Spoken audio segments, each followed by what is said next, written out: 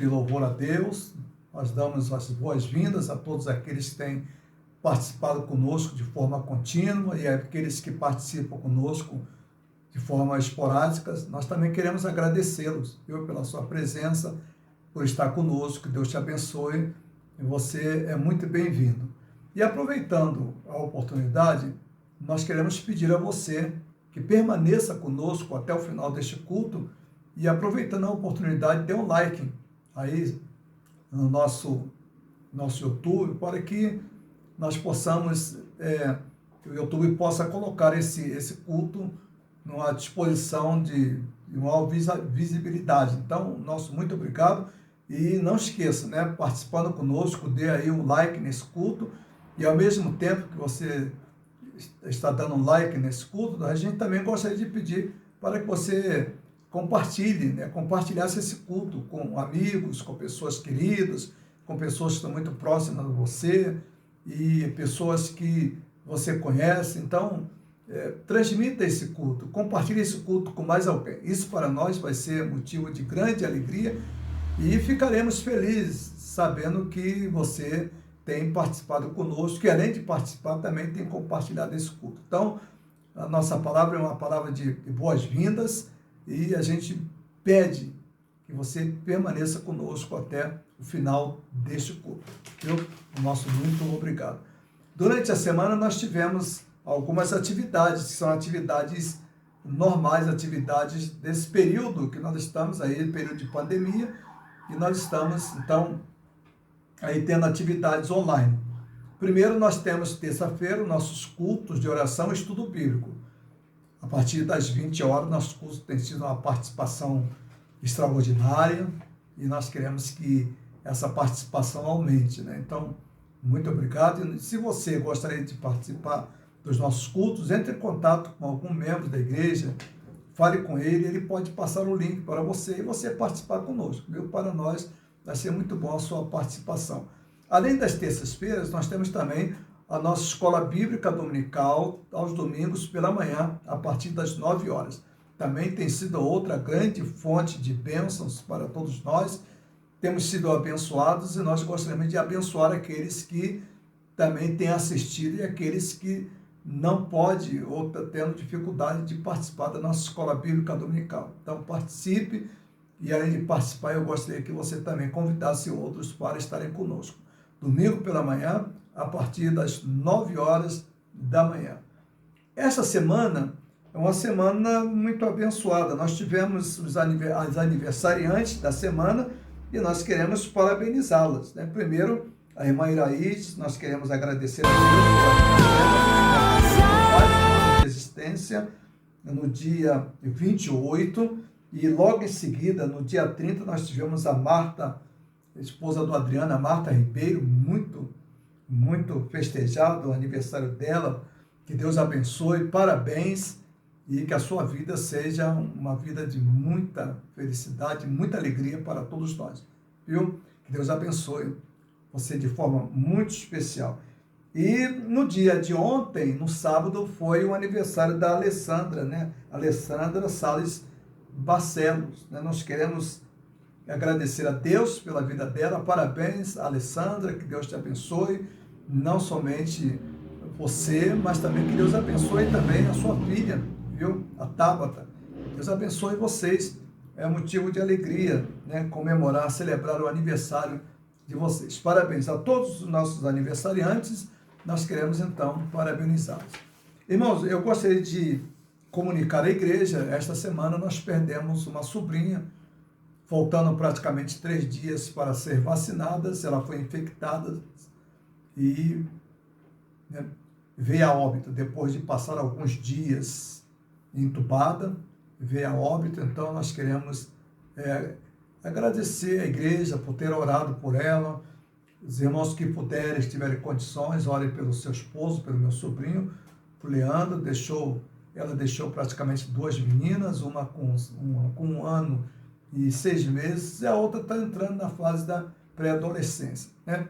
Eles são membros lá da Igreja Batista, lá no Rio de Janeiro, no Iguaçu, naquela região. Então eu gostaria de agradecer àqueles que oraram, que estiveram orando, E agora orar a Deus para que Deus dê sabedoria, né, ao papai para poder criar essas duas meninas. Um casal novo, ela ainda muito jovem, mas teve a sua vida ceifada, né, por falta de vacina. Né? Então, vamos orar ao nosso Deus, pedir a Deus pela vida dele e pela vida de suas filhas, né, que vão começar a sentir muito a falta da mãe. Mas também nós tivemos algumas bênçãos durante a semana, as bênçãos mais variadas possíveis, né? Nós tivemos irmãos que foram vacinados, né, a primeira dose, dentre eles o Leandro, viu? E também outros que tomaram a segunda dose. Então, devagar, a igreja está aí, né, completando aí o grupo, né, de membros em ser vacinados. Então, ore por eles, viu? Agora nós estamos entrando numa fase de pessoal mais jovens, abaixo de 30 anos, viu? Então, eu imagino que logo, logo nós teremos quase todos os membros da igreja vacinados. Também gostaria de pedir, aqui em casa praticamente nós só temos a filha mais nova que ainda não foi vacinada, mas nós imaginamos que esta semana, que começa hoje, domingo, né, até no próximo sábado, ela seja vacinada. Essa é a nossa esperança para a gente respirar um pouco mais aliviado, a gente ter um pouco mais de tranquilidade. Vamos orar por aqueles que estão enfermos. O Júnior continua em tratamento, em casa, sendo acompanhado, né? A Darcy, aí, através do seu filho, o Marcos também está se recuperando paulatinamente, uma recuperação bastante segura. Então, vamos agradecer a Deus por essas recuperações, pedir a Deus por aquelas irmãs que estão aguardando cirurgia. Nós temos a irmã Máxima, vamos orar por ela. O esposo da irmã Maria de Lourdes Alves foi operado, ela agradece muito, já agradeceu a igreja. E temos outros, né, que estão fazendo uma série de exames, precisam passar por cirurgias, mas vamos aguardar. Vamos ver o que é possível, vamos ver quando isso vai acontecer. Vamos orar ao nosso Deus, antes de nós meditarmos na palavra do nosso Deus. Eu vou orar e logo após a oração, a gente vai ouvir uma música, viu? Deus bendito, nosso muito obrigado, ó Deus, pela semana que o Senhor nos concedeu. Agora, Deus, a nossa gratidão por essa semana que está iniciando, ó Deus. Nós queremos te agradecer, ó Deus, por tudo, pela tua graça, pela sua misericórdia e pelo seu amor. Ó Deus, abençoe, ó Pai, todos nós, ó Pai, dar-nos mais graça, dar-nos, ó Deus, mais condições, ó Pai bendito, de falar, ó Deus, da tua palavra. Ó Deus, muito obrigado por tudo, ó Deus. Agora, Deus, trabalhe nos corações daqueles que hão de ouvir a tua palavra. Unge, ó Deus, os nossos lábios, ó Deus bendito. E eu te peço, ó Pai, encarecidamente, também humildemente, ó Pai, que nós possamos, ó Deus, interpretar, ó Deus, a tua palavra, ó Deus, com a maior fidelidade possível. Ó Deus, abençoe todos, Deus, que estão ouvindo, que estão participando, Deus, deste culto. O nosso muito obrigado, Deus, em nome de Jesus. Amém.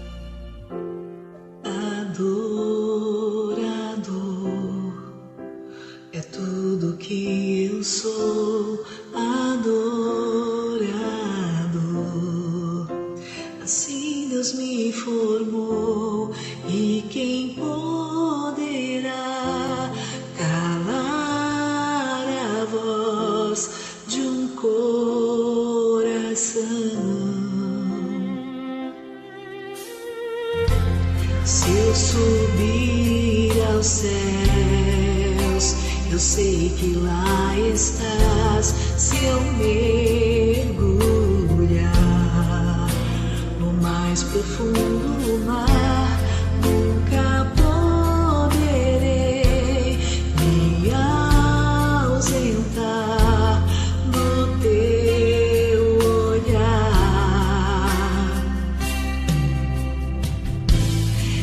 És o Deus que me sondas, és o Deus que me vê. Eu não tenho todas as respostas, mas de uma coisa sei, por toda a minha vida te adorarei.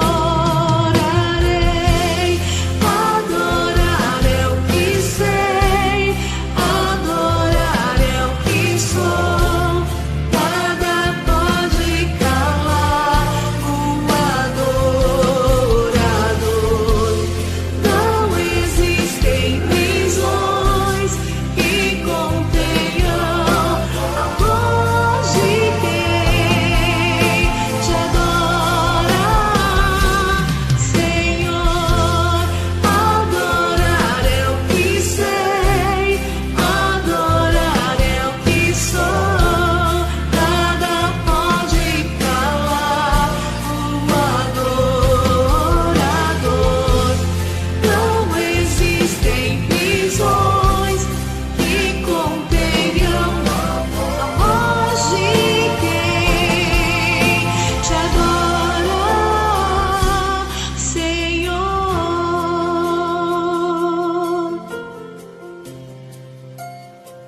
Se eu vencer,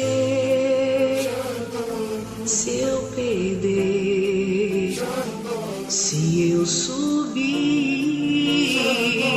se eu descer, te adorar é o meu prazer. Minha força vem do Senhor. Nada pode calar um adorador. Adorar é o que sei, adorar é o que sou. Nada pode calar um adorador. Não existem prisões que contenham a voz de quem te adora, Senhor.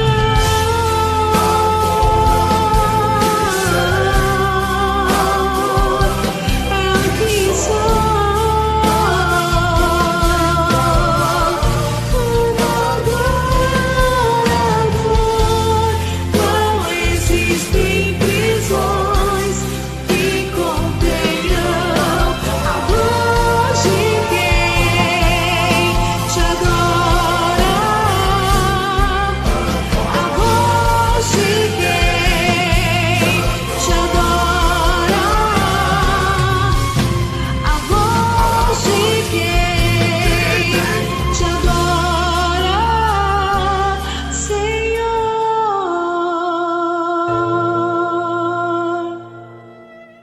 Irmãos, nós vamos meditar na palavra do nosso Deus.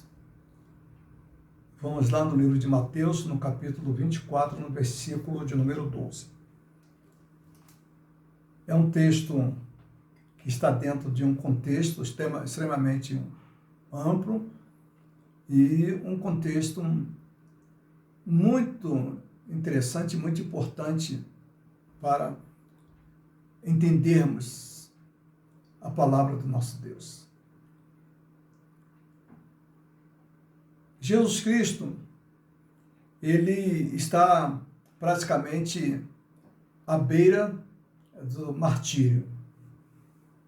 Daqui a algumas horas, olhando por esse texto, daqui a algumas horas ele vai passar todo aquele processo de tortura, e logo em seguida o julgamento, e depois imediatamente a crucificação. E Jesus prepara os seus discípulos para este momento. Ele orienta seus discípulos para este momento. ele mostra para os seus discípulos o que vai acontecer e quais devem ser as esperanças dos discípulos no que diz respeito a Jesus. E nesse texto, lembra-se de domingo, quando os discípulos saem do santuário e eles ficam impactados com a estrutura do templo e com a beleza de toda aquela estrutura, a beleza interna e a beleza externa. Quando eles saem do templo, eles manifestam para Jesus que eles estão impactados diante do que eles estavam vendo. A sensibilidade deles foi extremamente aguçadas e eles ficaram impactados com aquela bela obra de arte. Além da construção em si, da engenharia, também as belas obras de arte que estavam ali, a maneira como aquelas pilastras, né, estavam construídas, a maneira como aquele templo estava construído, como ele estava elaborado. Então isso chamou a atenção dos discípulos e eles disseram para Jesus: olha, Senhor, como é belo esse templo, olha que coisa magnífica. Né? Aí Jesus diz para eles: olha, o que vocês estão vendo aqui não ficará pedra sobre pedra, isso aqui vai ser derrubado. Nada que está aqui vai ficar em pé. E os discípulos ficaram impactados com aquela palavra de Jesus. Se retiraram e quando chegaram no Monte das Oliveiras, onde Jesus estava se reunindo com eles, Jesus percebeu que o coração deles ainda estava profundamente preocupados, ainda estavam impactados. Então, Jesus agora chega diante deles, percebendo isso, Jesus chama eles em particular, e Jesus então Jesus produz aquilo que nós chamamos de o sermão escatológico. Jesus disse: olha, na verdade vai acontecer ou vão acontecer durante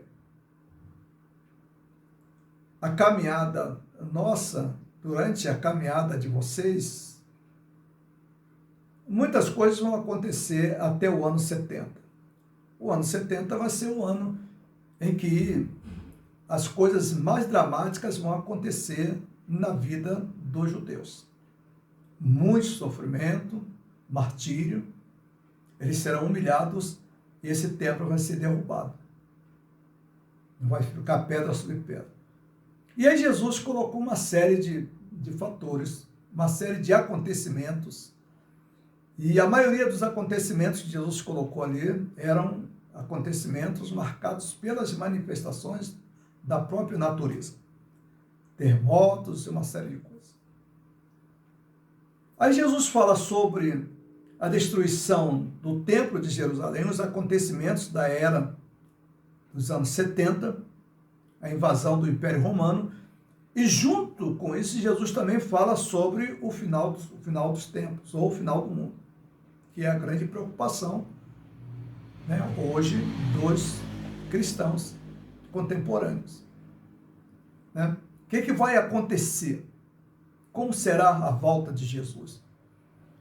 E aí, a humanidade, e em particular os protestantes, elaboraram uma série de filmes.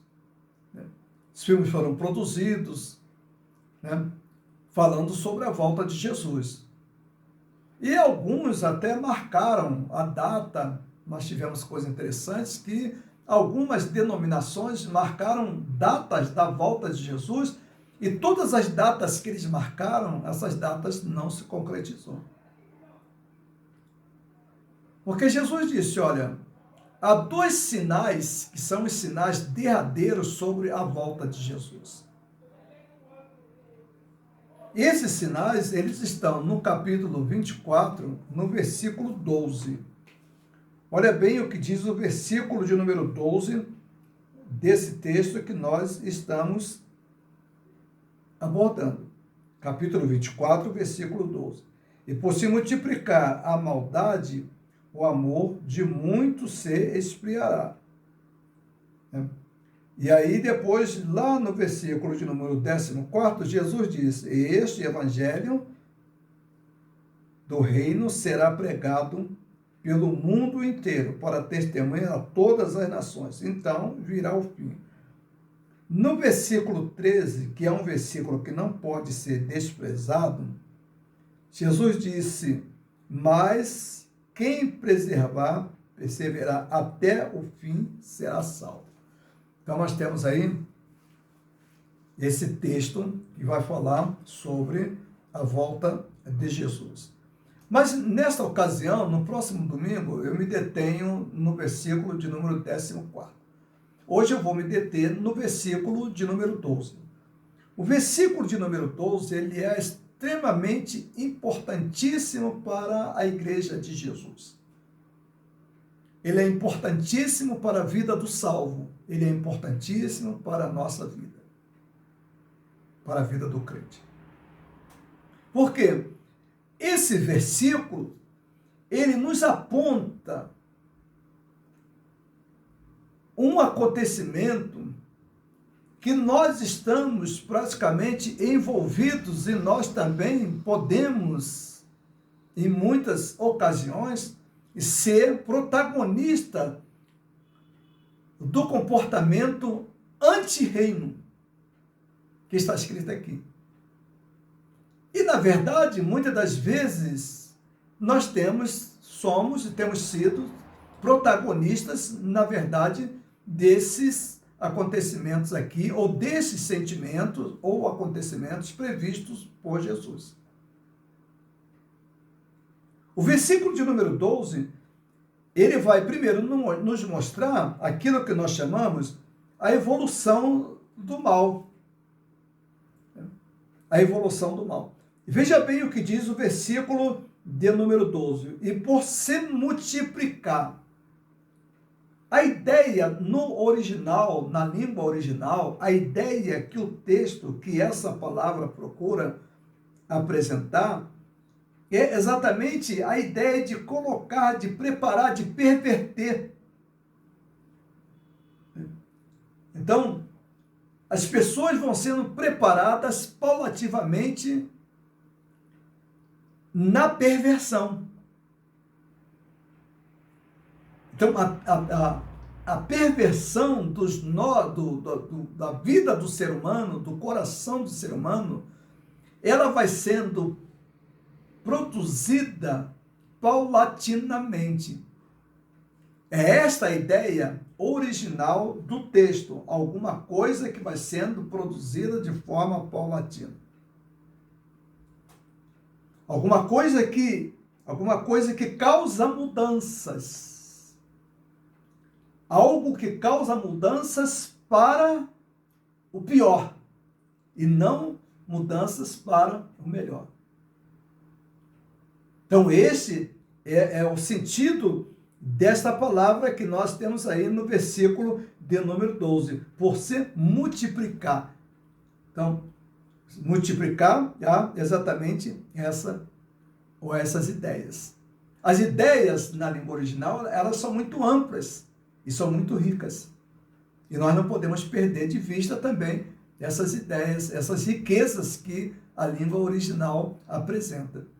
Essa ideia de que nós estamos constantemente e nós vivemos constantemente em uma situação onde há uma preparação contínua para a perversidade ou para a perversão. Olha, o que o texto está nos mostrando é extremamente importante, porque o que o texto está nos mostrando é extremamente importante, porque se a gente pegar uma linha desde a queda de Adão até os nossos dias, o que nós podemos elaborar e o que nós podemos ver nessa linha imaginária que nós podemos criar? O que nós temos nessa linha é aquilo que nós chamamos de evolução da maldade do ser humano. Então, historicamente, nós temos, aliás, dois grandes duas grandes sessões, assim podemos dizer, que foi uma antes do dilúvio e outra após o dilúvio. Antes do dilúvio, o que Deus diz? Deus percebeu que o pensamento do homem, Deus diz que o pensamento, ele olhou dos céus e ele percebeu que o pensamento do ser humano era só maldade, má continuamente. A terra estava extremamente violenta, o ser humano tornou-se extremamente violento, e a única solução que Deus encontrou para estancar aquele crescimento da maldade foi eliminar praticamente a humanidade da face da terra. Só que, quando Deus apresenta isso, nós temos o quê? Nós temos uma demanda.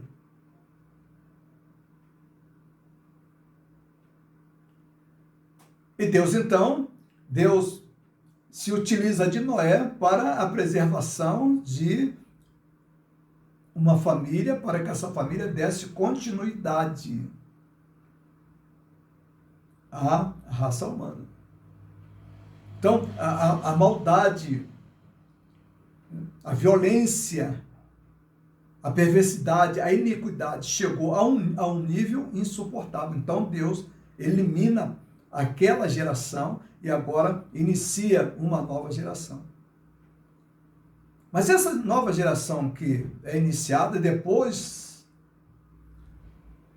da Arca de Noé, depois do dilúvio, essa geração, ela também começa a entrar no mesmo processo da geração anterior. Os mesmos pecados, as mesmas violências, as mesmas perversidades. E aí uma coisa interessante, que a perversidade agora ela vem ganhando cada vez mais motivações para que elas se realizem e se realizem com muito mais intensidade. Chega um determinado momento, logo depois que o homem sai, depois que termina o dilúvio, Deus faz um pacto, Deus diz, olha, eu nunca mais vou destruir o homem com água, o mundo não será destruído com água. O pensamento do homem não há possibilidade, o pensamento do homem é só maldade, o ser humano só gosta de praticar a maldade. E aí Deus disse, olha, agora a destruição, agora ela não vai ocorrer com água, mas agora que a destruição do ser humano, ela vai ocorrer utilizando-se aquilo que o ser humano também muito teme, que é o fogo. E Deus estabelece um pacto com o homem, Deus coloca um sinal nos céus, o arco-íris, e Deus diz, esse arco-íris é a demonstração que eu jamais voltarei a destruir os homens, destruir a humanidade com água. Então, de Noé para cá, nós temos agora a nossa geração. E de Noé para cá, também, se nós estabelecermos uma linha e começarmos a colocar as práticas da perversidade, da maldade do ser humano, vamos perceber que há um crescimento gradativo da maldade na vida do ser humano, no estilo de vida do ser humano, no comportamento humano, no geral. Não houve uma diminuição, pelo contrário, houve um crescimento, e mais do que isso, crescimento cada vez mais aperfeiçoado. A perfeição, um aperfeiçoamento da maldade. E essa maldade, ela vem se manifestando, primeiramente ela vem se manifestando no coração individual de cada ser humano. E também essa maldade, ela vem se manifestando na estrutura que o ser humano criou, principalmente na estrutura daquilo que nós chamamos de estrutura social, econômica. Essa maldade, ela faz parte dessas estruturas e o ser humano começa a usar essas estruturas para aperfeiçoar a sua prática de maldade, a sua vida de maldade. Eu estava há poucos dias assistindo uma reportagem muito interessante que dizia o seguinte: evolução da maldade, ou evolução da crueldade. E aí aquele vídeo, ele apresentava toda uma série de grandes personagens históricas que todos nós conhecemos, que no fundo, foram homens e foram instituições, entidades, organizações que praticaram e que aperfeiçoaram as suas práticas de maldade. Por exemplo, nós tivemos, através dos grandes reis, estou falando um pouquinho mais próximos de nós, por exemplo, quando a gente pega a Bélgica, o rei da Bélgica, esse rei da Bélgica, Leopoldo II, ele foi um dos homens mais cruéis que se tem conhecimento na história das colonizações. A Bélgica colonizou o Congo. E as práticas de perversidade praticada por aqueles colonizadores ultrapassa qualquer limite de pessoas razoáveis. Não há como entender, não há como compreender as práticas mais cruéis que eram praticadas contra os congoleses, contra os habitantes daquele país, tais como mutilação, enforcamento de criança pela manhã, e mais do que isso, enforcamento de criança após a leitura da Bíblia. Isso ocorria quando os pais não conseguiam alcançar aquela taxa de recolhimento de pedras preciosas.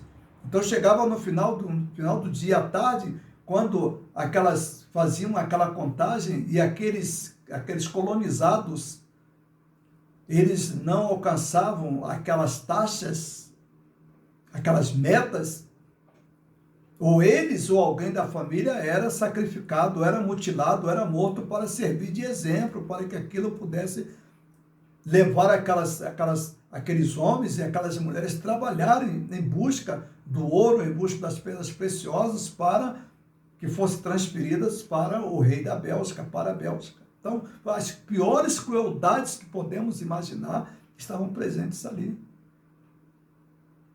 As grandes batalhas na Europa, no período feudal. Depois nós tivemos aí praticamente o nascimento daquilo que nós chamamos de Revolução Industrial. A Revolução Industrial, um dos períodos também mais cruéis para os trabalhadores, onde na Inglaterra as pessoas praticamente não tinham qualidade de vida, onde as pessoas não podiam praticamente ter lazer, possuir nenhum tipo de lazer, porque a única coisa que aquelas pessoas tinham que fazer é trabalhar a exaustão, e muitos deles até mesmo morrer em função de um grupo de industriais que exploravam o máximo possível a vida daquelas pessoas, crianças. Nós temos informações e temos reportagens, temos aí vídeos, né, escritos de crianças com 12 anos praticamente trabalhando naquelas tecelagens, trabalhando naquele ambiente hostil, naquele ambiente insalubre, naquele ambiente impróprio para as crianças. Crianças com 12, 13 anos praticamente trabalhando das 6 da manhã até as 8 da noite, num trabalho extremamente exaustivo, em busca de quê? Em busca de poucos alimentos, salários irrisórios. A Revolução Francesa, o que a Revolução Francesa demonstra? A Revolução Francesa, ela vai espelhar, ela vai mostrar o quê? Ela vai mostrar a crueldade daqueles que estavam no poder. Enquanto o povo não tinha o que se alimentar, enquanto o povo não podia se alimentar, nós tínhamos ali uma casta de pessoas praticamente vivendo às custas das explorações de centenas e centenas de trabalhadores. E aí chegamos ao ponto dessas pessoas, elas praticamente terem as suas vidas ceifadas, foram mortas, foram sacrificadas em consequência daquilo que elas fizeram, aquelas práticas que elas normalmente faziam Então, veja bem, então nós temos aí uma evolução muito acentuada daquilo que nós chamamos de maldade. E quando nós nos aproximamos, essa prática da maldade, ela vai sendo cada vez mais aperfeiçoada. Temos a Primeira Guerra Mundial. Depois daquele desastre, depois daquelas centenas e milhares de pessoas mortas, entramos imediatamente na Segunda Guerra Mundial, onde tivemos milhões e milhões de pessoas perdendo suas vidas.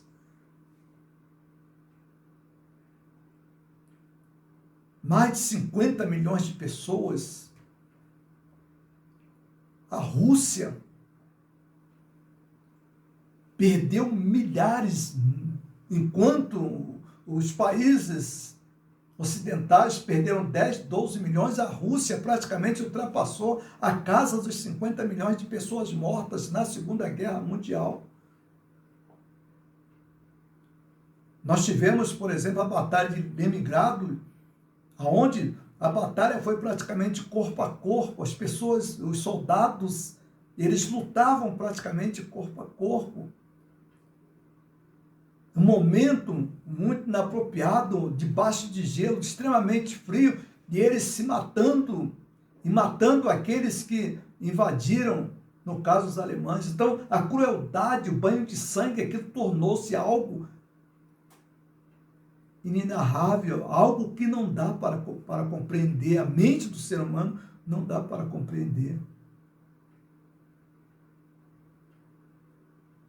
Ao sairmos da Segunda Guerra Mundial, quando terminou a Segunda Guerra Mundial, a ideia que a humanidade tinha é que o mundo seria um mundo melhor, porque o mundo tinha passado por duas grandes tragédias, duas grandes crueldades, dois grandes momentos de maldade. Então, o ser humano imaginou que seria melhor assim, que o mundo seria melhor, que as pessoas seriam melhores. E qual não foi a decepção que após a Segunda Guerra Mundial, os homens aperfeiçoaram cada vez mais as suas práticas de maldade, as suas práticas de crueldades.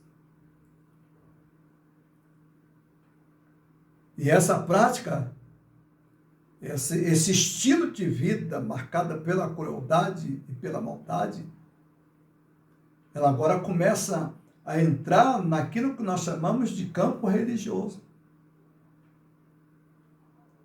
Estados Unidos, a prática do racismo nos Estados Unidos é algo cruel. O comportamento dos crentes brancos para com os crentes negros nos Estados Unidos. As humilhações, as crueldades que eram praticadas. Não dá para entender como que uma igreja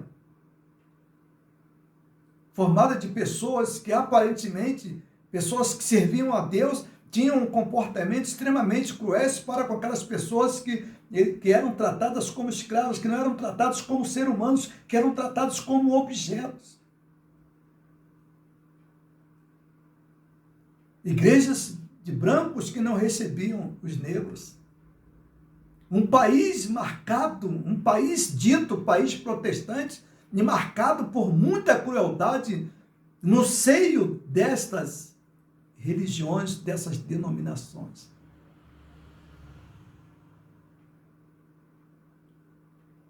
Quantas pessoas foram queimadas vivas? Assista ao filme Mississippi em Chamas. A gente vai ter uma pálida ideia do que era a crueldade do ser humano, e a crueldade do ser humano religioso. A falta de empatia. E nos nossos dias não são diferentes as coisas. Agora, na medida que o mundo vem avançando, essas práticas da maldade, elas vão sendo paulatinamente aperfeiçoadas. E elas vão sendo aperfeiçoadas por aquilo que nós chamamos de instituições. Aperfeiçoadas através dos sistemas sociais e econômicos. 。 . 。 . 。 . 。 . 。 . 。 . 。 . 。 . 。 . 。 . 。 . 。 . 。 . 。 . 。 . 。 . 。 . 。 . 。 . 。 . 。 . 。 。 . 。 . 。 . 。 . 。 . 。 . Todos os sistemas sociais e econômicos, eles são extremamente cruéis, eles são maus. O sistema político, o mundo inteiro, é marcado de uma perversidade que não há como aceitar, não há como entender. Isso demonstra o quanto o ser humano está longe de Deus, o quanto o ser humano se afastou de Deus, o quanto o ser humano caminha longe de Deus, embora muitos dos seres humanos se manifestem como seres humanos extremamente religiosos. No nosso Brasil, só para exemplificar um caso, no nosso Brasil nós temos o quê? No nosso Brasil nós temos aquilo que nós estamos observando através da pandemia. A morte de muitas pessoas, a pandemia, tem sido objeto de enriquecimento de centenas e centenas de políticos, pessoas influentes, empresários. A morte do outro, a vida do outro, simplesmente virou objeto. O ser humano tornou a prática da maldade como estilo de vida. Então, a maldade humana, e é interessante, há um autor chamado Dr. Louis Hans. Esse homem, ele é um psicólogo, é um grande psicólogo, e ele trabalha nessa área. Há duas pessoas, há dois brasileiros que trabalham nessa área, que são muito importantes para a gente compreender essa questão da morte. Um é esse psicólogo chamado Dr. Louis Hans. A outra é a doutora Ana Beatriz. Ana Beatriz, ela trabalha com a questão do psicopata. E ela tem uma série de livros, né, todos eles importantíssimos, aonde ela vai mostrando o crescimento gradativo da psicopatia no meio da população brasileira. E seus livros, até os títulos, são extremamente importantes para compreendermos isso. Num dos livros ela diz, um psicopata ao seu lado.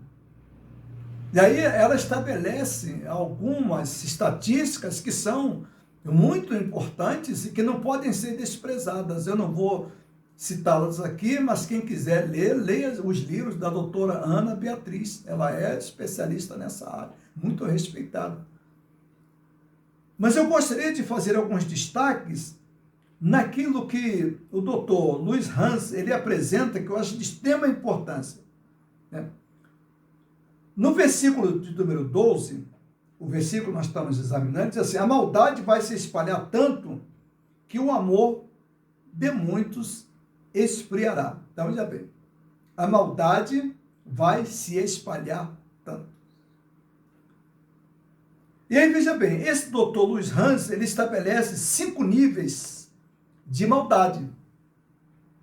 5 níveis. O primeiro nível, os 3 primeiros níveis, ele diz que são níveis que ainda é possível recuperar.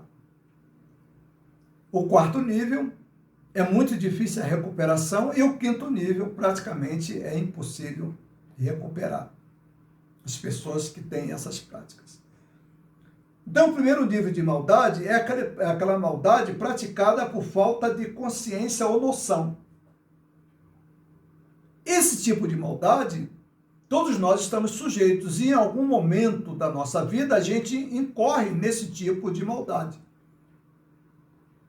Falta de noção, falta de consciência, falta de estar atentos. Então, é muito comum a gente praticar esse tipo de forma de maldade. Por isso que a Bíblia diz, todos pecaram e destituídos estão da glória de Deus. Então, esse é o primeiro nível de maldade, aquele nível de maldade em que se pratica por falta de consciência ou falta de noção. Não tem noção do que está fazendo. O segundo nível de maldade que ele coloca é o nível de maldade por egoísmo e ambição. O que é meu, o que é teu, e o que é teu é meu. Esse nível, ele é muito normal em nossos arraiais, nos arraiais evangélicos. E até mesmo, em algum momento também, nós incorremos nessa prática. Por exemplo, nós estamos vivendo aí uma pandemia, onde muita gente ficou desempregada, onde muita gente não tem o que comer. E aí nós temos pessoas ditas evangélicas, membros de igrejas, que nunca, durante esse ano e meio, nunca foram capazes de oferecer 1 quilo de alimento para socorrer o irmão que está passando necessidade.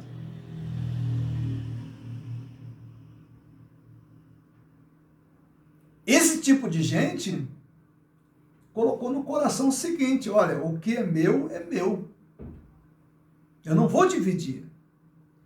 Então, o doutor Louis Hans, ele trabalha muito com isso, onde ele mostra, olha, as pessoas egoístas e o egoísmo cresce assustadoramente. A ambição do ser humano é algo que está alcançando níveis alarmantes. Então, esse é o segundo nível daquilo que ele chama de maldade, né? Esse nível de maldade ainda, o Dr. Hans, ele diz uma coisa muito interessante, o Dr. Louis Hans, ele diz uma coisa muito interessante, que esse tipo de comportamento, esse tipo de maldade, ele causa dano, né? O dano é causado e o efeito colateral. Quer dizer, eu causo dano a mim e também causo efeito colateral também a mim. Então, quando eu sou ambicioso, quando eu sou egoísta, quando eu só penso em mim,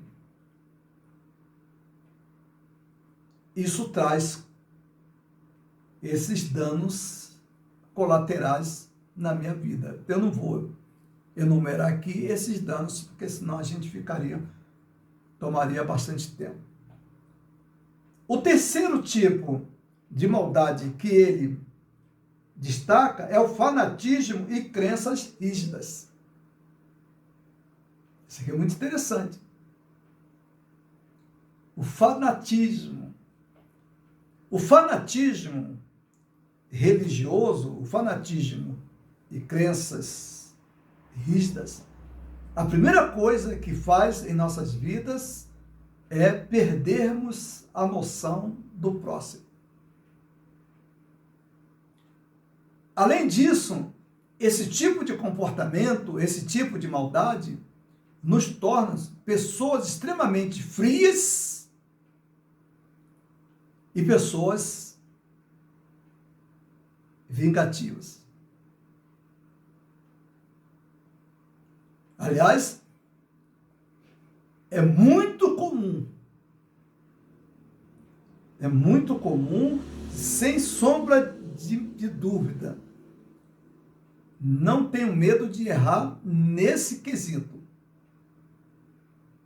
Aqui nós temos uma porcentagem muito representativa de pessoas que participam de religiões evangélicas.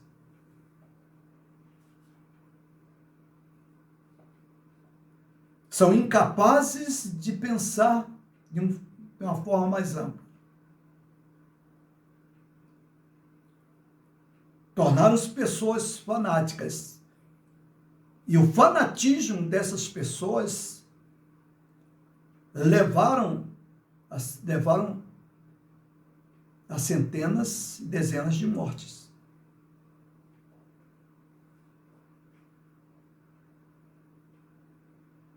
É como eu tenho dito aí durante os nossos domingos. Por que esse fanatismo pelo templo? Por que esse fanatismo de estar presente em cultos presenciais num momento tão dramático desses, num momento tão perigoso como esse.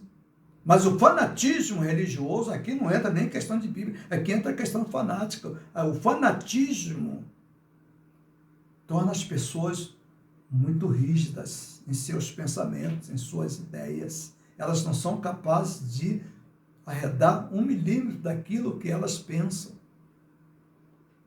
E esse tipo de maldade, ele também é válido para outros aspectos e outros setores das nossas vidas. Eu penso dessa maneira e acabou. Não abro mão do meu pensamento e acabou.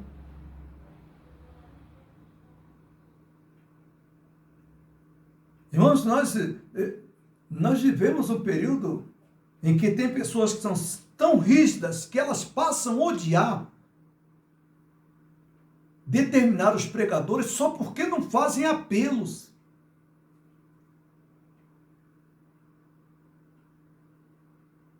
As pessoas, os pregadores, são objetos de ódio de algumas pessoas pelo fato de não fazerem apelos. Quer dizer, as pessoas ficaram muito rígidas nos seus pensamentos. E isso, em consequência disso, isso tem trazido um efeito na vida deles. E por isso, muitos deles, não são todos, uma boa parte deles perdem seus filhos. Os filhos se tornam extremamente incrédulos pela maneira que muitos pais agiram, pela maneira como muitos pais foram rígidos, foram incapazes de serem flexíveis com os pensamentos de seus filhos, com os pensamentos das outras pessoas, com os pensamentos. Então esse é um tipo de maldade que está lá presente, escrita por esse psicólogo, Dr. Louis Hans. Ele mostra o fanatismo e crenças rígidas. É uma outra forma de maldade. Agora ele vai entrar, essas 3 formas de maldades que ele colocou, a maldade praticada, a primeira maldade praticada por falta de noção, por falta de consciência, a maldade praticada através de egoísmo, através de ambição, a maldade praticada através de fanatismo e crenças rígidas. Ele diz que esses 3 primeiros níveis,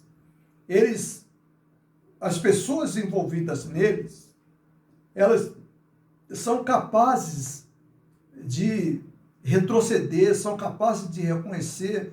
Em muitos momentos elas são sensibilizadas e elas abandonam essas práticas ou amenizam essas práticas. E essas práticas, essas 3 primeiras práticas, elas são muito comuns no nosso meio, e até mesmo qualquer um de nós, ou nós mesmos, às vezes, em algum momento da nossa existência, em algum momento do nosso caminhar, em algum momento da nossa vida, nós praticamos ou caímos na prática de uma dessas 3, ou de um desses 3 níveis de maldade. Agora, o 4º nível é um nível muito perigoso. O 4º nível, ele disse que de infligir mal ao outro. A maldade humana, quando a pessoa chega a esse nível, ela sente profunda alegria em infligir mal ao outro. Há um certo prazer que brota no coração pela prática do mal, principalmente pela prática do mal ao outro. Essas pessoas, essa prática, ela está num limite muito perigoso. Essas pessoas, essa prática, ela vai entrando no coração do ser humano e ela vai se aperfeiçoando, ela vai se aprofundando cada vez mais, e o ser humano, ele vai sentindo prazer na prática do mal contra o outro. É aquele sujeito que quer dominar tudo, Ele não respeita ninguém, não passa por cima de todo mundo, e a vida dele é a única vida que tem valor. Esse indivíduo, normalmente, ele é invejoso, esse indivíduo, normalmente, ele é vingativo, esse indivíduo, normalmente, ele tem dificuldade de reparar as injustiças que ele praticou. E tem dificuldades. Isso pode ocorrer, mas ocorre de forma rara. Isso é muito comum nas instituições governamentais, onde os dirigentes, alguns deles, eles estão tão arraigados com essa prática do mal que eles não têm nenhum tipo de sentimento, nenhuma empatia em praticar o mal contra o outro. Qualquer pessoa bem informada, qualquer pessoa sensível, tem observado algumas atitudes que têm sido tomadas pelos nossos dirigentes. Nós não temos dinheiro para educação, para reformas das nossas universidades, para investimento na ciência, para investimento no bem-estar. Mas nós temos 4 bilhões para ser gasto nas eleições, que serão distribuídos entre os partidos e entre os deputados.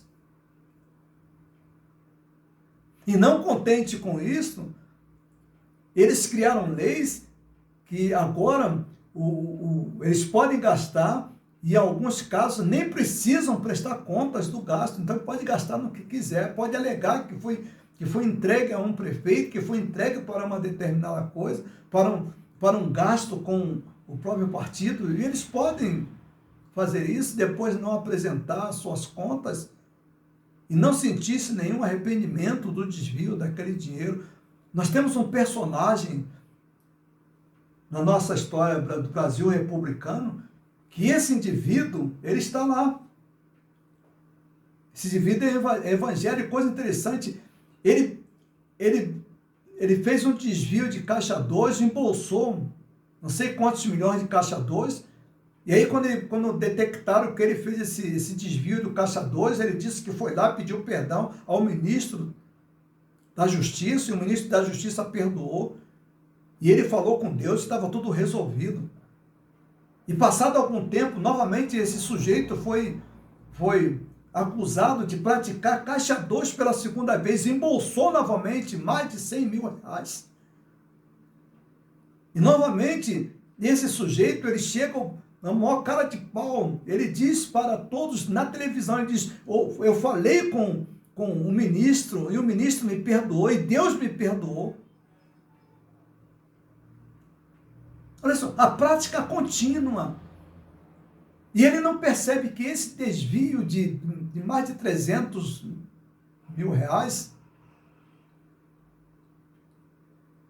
tirou a vida de muitas pessoas por falta de alimento, por falta de remédio, por falta de atendimento, uma série de coisas. Mas ele não está preocupado com os outros, ele está preocupado simplesmente com eles, ele não tem preocupação de reparar as injustiças que ele cometeu. Não, eu falei com meu Deus, falei com o ministro, ele me perdoou, acabou. Fácil. Não há reparo. A Bíblia diz lá no livro de Lucas que quando Jesus teve um encontro com aquele homem chamado, cobrador de impostos chamado Zaqueu, aquele homem disse, Senhor, se eu tenho roubado alguém, vou restituir. A correção das injustiças.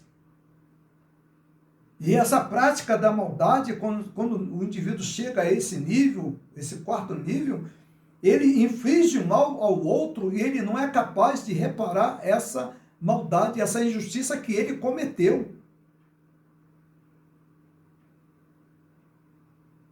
O 5º nível é o pior de todos, que é o nível da psicopatia. O prazer está em ter o poder absoluto sobre o outro. O outro é objeto meu. O outro eu posso praticar o mal. O outro eu posso matar. A vida do outro está em minhas mãos. A minha vida é mais importante do que o outro. Ser um sujeito psicopata é um sujeito que não tem empatia. E isso, a Bíblia, a palavra de Deus, ela já nos falava sobre isso. Antes que Dr. Luiz Hans escrevesse, antes que a doutora Ana Beatriz escrevesse, a Bíblia já falava sobre isso. Olha bem o que o apóstolo Paulo fala quando ele escreve a sua segunda carta a Timóteo, no capítulo de número 3. Olha o que o apóstolo Paulo vai falar. Isso é muito importante. Paulo traça um quadro muito dramático dos últimos dias que nós viveríamos. Olha bem o que diz o apóstolo Paulo escrevendo a sua segunda carta a Timóteo. Paulo diz assim: sabe, porém, isto, que nos últimos dias haverá tempos difíceis. Tempos difíceis de quê? Tempos difíceis de conviver. Tempos difíceis de viver. Ele agora elabora exatamente aquele quadro, ele mostra o retrato desses tempos que nós estamos vivendo e os tempos que continuarão até a volta de Jesus. Há uma piora gradativa. Olha o que ele vai dizer: pois os homens amarão a si mesmos, serão gananciosos, arrogantes. Eu estou lendo o versículo 2 do capítulo 3 da segunda carta de Paulo a Timóteo. E ele diz: arrogantes, presunçosos, blasfemos, desobedientes a pais, ingratos, ímpios, sem afeto natural, incapazes de perdoar, caluniadores, descontrolados, cruéis, inimigos do bem, traidores, inconsequentes, orgulhosos, mais amigos dos prazeres do que amigos de Deus. Esse quadro que nós temos previsto por Jesus. Jesus diz: por se multiplicar a iniquidade,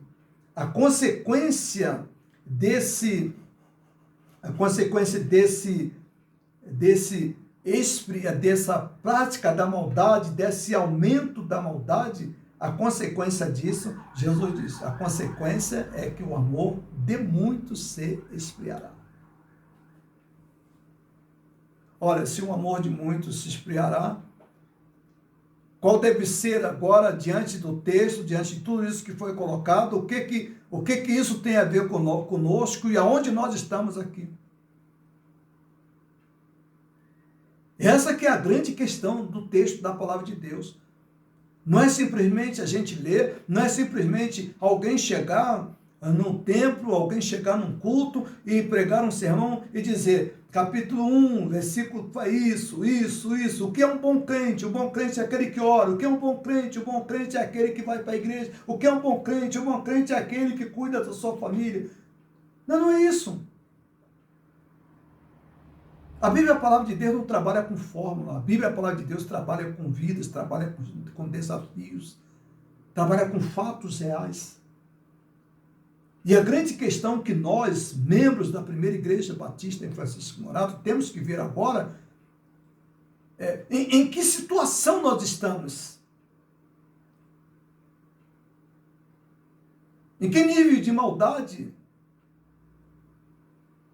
está presente em nossas vidas? E se está presente, o que é que nós podemos fazer para amenizar, para nos livrar disso? Para não permitir que isso se torne o estilo de nossas vidas. Não permitir que isso se torne as práticas comuns da nossa existência. Mesmo como religiosos, mesmo como pessoas que oram a Deus, mesmo como pessoas que falam com Deus, mesmo como pessoas que cantam, mesmo como pessoas que frequentam o santuário.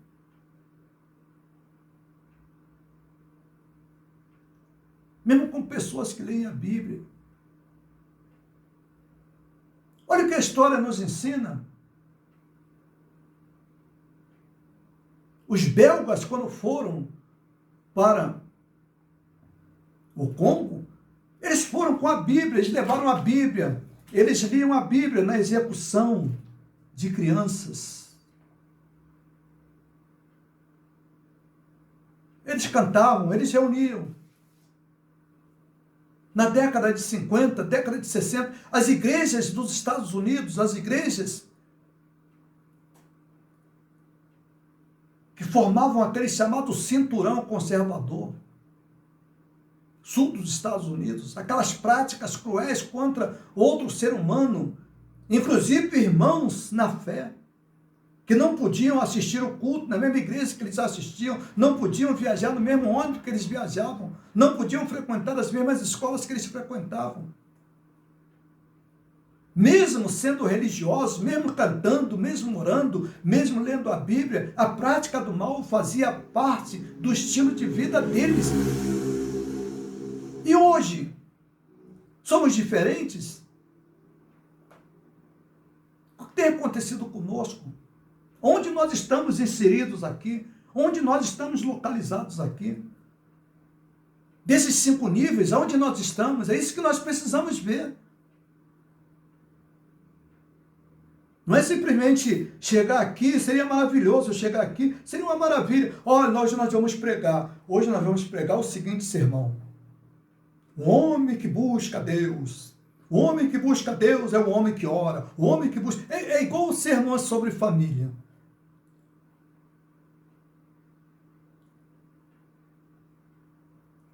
A família abençoada é aquela família que ora. A família abençoada é aquela família que vai à igreja. A família abençoada é aquela que os pais levam seus filhos para a igreja. Espera aí, só isso? E aí?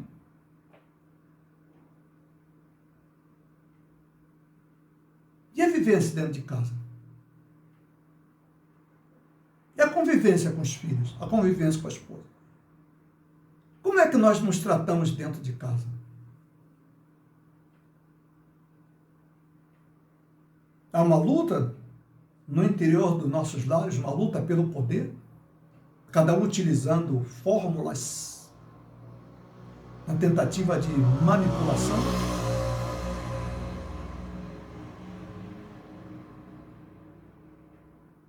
Cada um luta com a arma que tem, é isso? O filho usa a mãe usa a manipulação, e o pai usa o poder. Família que serve a Deus. Mas ninguém que abre mãos. Crenças rígidas, pessoas rígidas, inflexíveis, que são capazes de negociar, que são incapazes de pensar, de sentar, de conversar, de se amarem.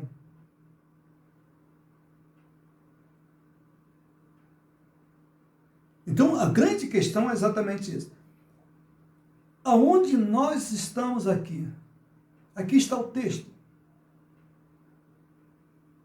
E veja bem o que Jesus disse. Por se multiplicar a iniquidade, o amor de muitos se esfriaria.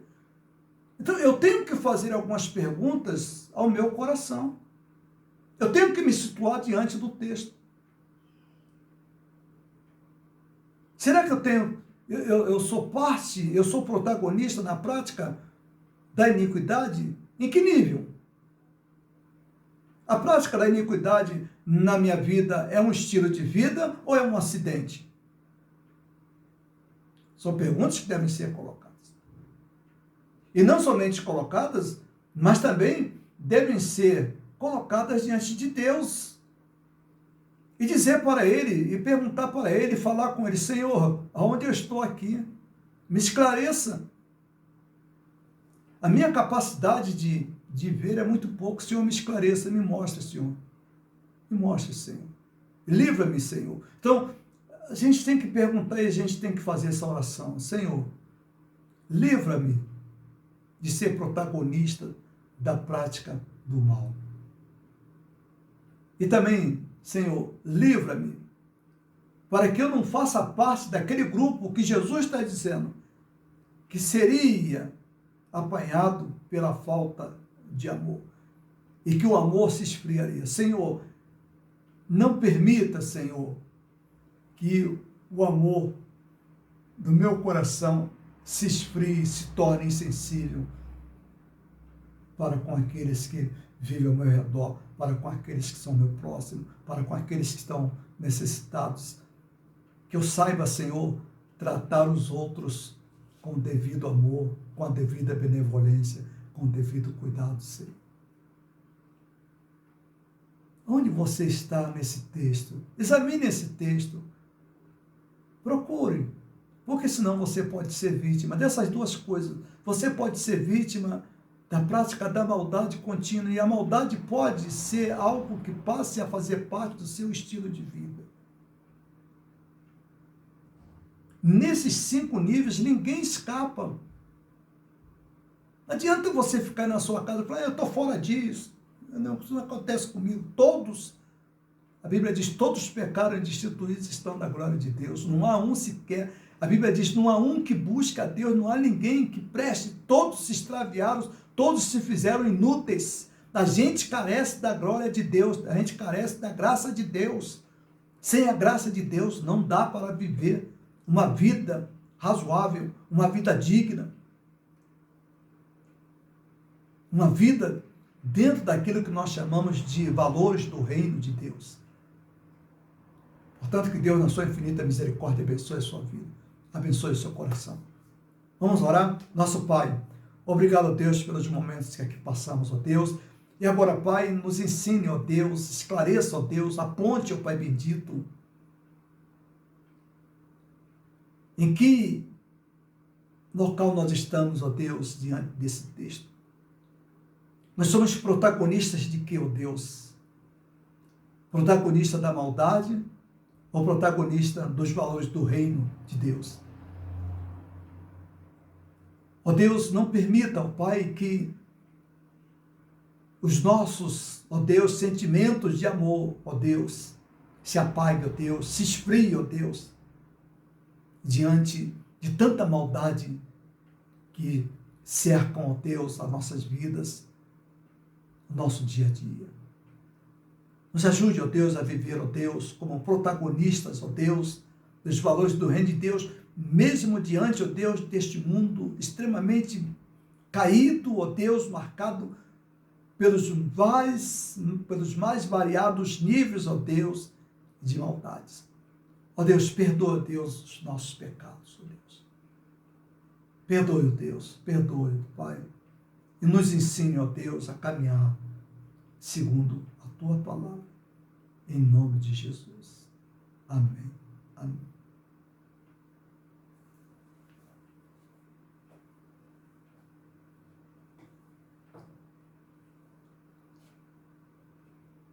Irmãos, depois dessa música que nós acabamos de ouvir, nós queremos agradecer a todos aqueles que estiveram à escuta da nossa voz, e aproveitando a oportunidade, nós queremos convidá-los para o próximo domingo, para participarem conosco. Próximo domingo, nós queremos lembrar a todos que teremos a celebração da Ceia do Senhor. Então, no próximo domingo, o culto terá início às 19h30. E os irmãos, não se esqueçam de adquirir os elementos da Ceia do Senhor para participar conosco no próximo domingo da celebração da Ceia do Senhor. Que Deus abençoe a todos, uma boa semana e até a próxima semana. Que Deus abençoe. Muito obrigado por ter permanecido conosco até o final deste culto. Deus abençoe. Amém.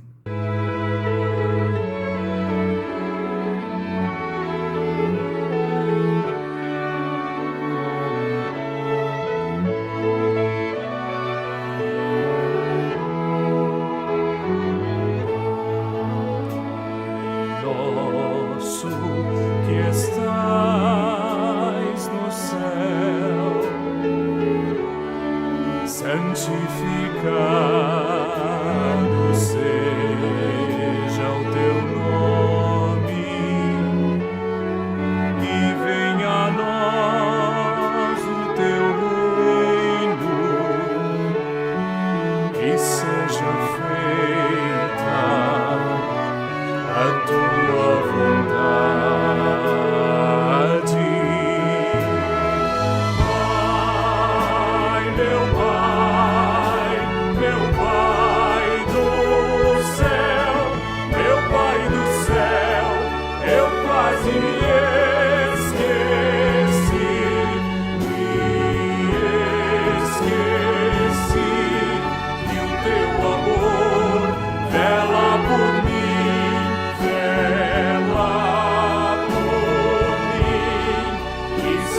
seja feito assim.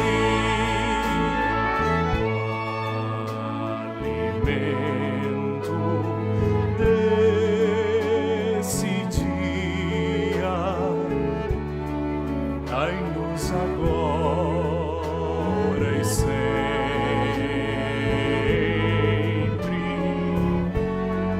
e perdoai nossas ofensas de um modo maior com que perdoamos. Ai, meu Pai do céu, meu Pai do céu, eu quase me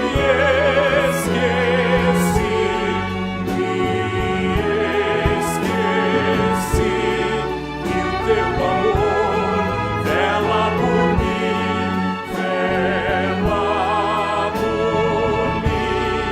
que seja feito assim. E não nos deixeis cair em tentação, mas livrai